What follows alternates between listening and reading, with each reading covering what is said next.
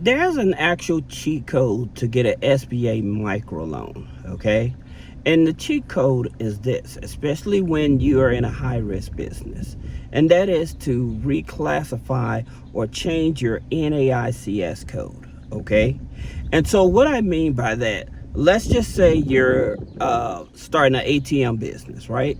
The reason they don't like ATM business because of money laundering. Okay, any type of lending type of business they don't like, and this is one of the biggest holdbacks for a lot of people with SBA loans, is because they have too many restrictions. Now granted, going through their loans, it has its benefits, like you can get lower interest rates, all right? But here's the thing about it, with their microloans, let's just say you have a business credit card debt, okay, or business other loans, all right? So with the SBA microloan, you cannot use that to pay other creditors, all right? So that's what creates the big frustration for a lot of people, is because you cannot use the money the way you want to do it.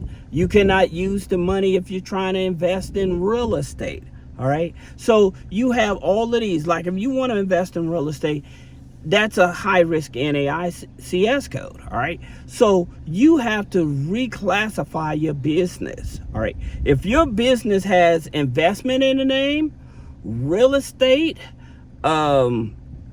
anything that's familiar with any type of investment, real estate or whatever, then more likely you're going to get denied, because there's a lot of institutions. Now, there are some lenders that will work with high-risk institutions, and I'll tell you about those. If you got a high-risk business, there are certain lenders that will tolerate your business model, okay? But SBA microloans is not one of them, all right? Now, in terms of the credit score is usually a 620. However, if you don't have a 620, they will accept a lower credit score, all right? So that's the good thing about it, by them willing to accept the lower credit score, but you have to have taxes. So if you're not willing to produce paperwork for the SBA loan, I would tell you, do not go for it. It's not worth it, okay? Because I've seen a lot of people that they may have 2 years in business, but they don't, and you don't even have to have business credit. So that's the great part about it. So you don't have to have business credit. However, they do look at 2 scores, all right? And most people are not aware of this. So those 2 scores that they look at is going to be your FICO score. Either it's going to be on your Equifax or Experian, and then they're going to look at your small business service score, okay? And so that's through FICO as well. Now that score goes from 0 to 300. Now the minimum score they want you to have is about 150 on that score model. All right, from that 0 to 300, they want you to have about 150 on that scoring model. So that's basically halfway. All right. Now, again, you do not definitely have to have business credit. All right. And I think this is something that really confuses a lot of people, because they hear a lot of people, I myself, tell you about building business credit. But there's different ways to building business credit. I myself, I think there's certain institutions, if you're trying to build up your business credit, you should go for. And then there's certain ones that I would definitely tell you not to go for, because I think it's not worth the investment, and I think it's really going to waste your time. So that's the reason why I would tell you to be careful when you're trying to build business credit, because all these companies out here are not the same, all right? And it will just delay the process of you getting funding. Now, for us, they want you to have a business plan so again, with your business plan, that's basically your micro projections, okay, of what your business possibly would do. But my question to you is, are you trying to start a business from scratch, or are you planning on buying somebody else's business? Now, for me, I would probably look at, depending on the industry, I would probably look at an existing business that already has clientele, okay? And the reason is because you can take that book of business and bypass the SBA. And the reason I say that, because if you find a business owner that's willing to sell you the business, then they have the option of letting you take over the business, charging you a higher fee, you putting down a certain amount, and then you paying them off after you refinance the business, once you know that the business is profitable. Now, here's the thing about it. I would tell you, be careful, because I've had a client, he was trying to buy a laundromat, all right? And so by him trying to buy the laundromat, first thing I asked him was, how many books do they have? And so what I mean by that, with certain institutions, certain businesses, they will show you the business where it's being profitable, okay? However, they won't show you where if they may have gotten a tax lien. So you have to really do your due diligence. So they say, okay, let's see the profits. That's all we're worried about. But no, you have to look beyond that. You have to look at, all right, what are your margins at? You know, what is the electric bill? And I'm talking about like you trying to buy a laundromat. You know, what are your overhead costs basically?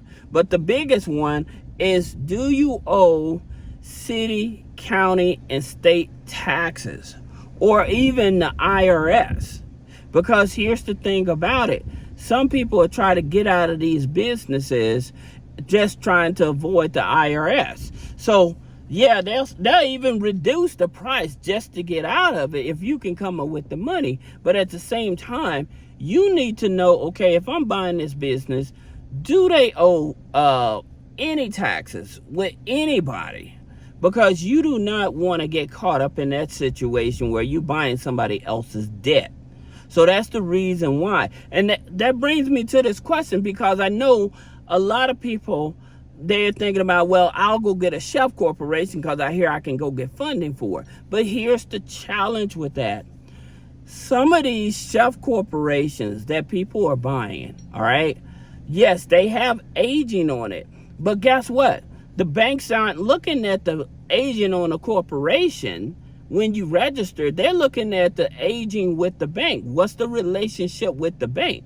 So there's two different types of relationships. So you can go out and buy a 15-year-old chef corporation, but if you don't have at least 90 days or longer with the bank, they're still not going to give you any funding. And I've had clients spend $5,000-$10,000 on chef corporations because they was listening to the advice of some of these gurus out here. And I continue to tell you, it doesn't matter about the age of the corporation. It's the banking age is what they're looking at, okay? So if you don't have no banking age, then that's where the harm. There's something else that you need to know also if you're trying to use a chef corporation. And again, this is something that a lot of people don't know. If you have a virtual address, okay, attached to that chef corporation that's been dissolved, if under that address they had credit cards or any type of debt and stuff, then that phantom debt, when you activate it, can potentially, you end up owning the debt, and that address itself can be red flag. And so if that address itself is red flag, what ends up happening is that whenever you try to apply for like business credit cards, lines of credit and stuff, guess what? You end up owning that. You end up being denied instantly because of the address, and most people are not even aware of it. That's the reason why I tell you there's two cards that you can actually use that are very low credit scores to get approved for, to see if that address is active. All right. And so those two cards are the Capital One Spark Gold card. Okay. That was the one with a 580. And then you have the Erniva MasterCard, EARNIVA, Erniva MasterCard. Okay. If you can't get those 2 cards for your business, then you have a problem with your business address. All right.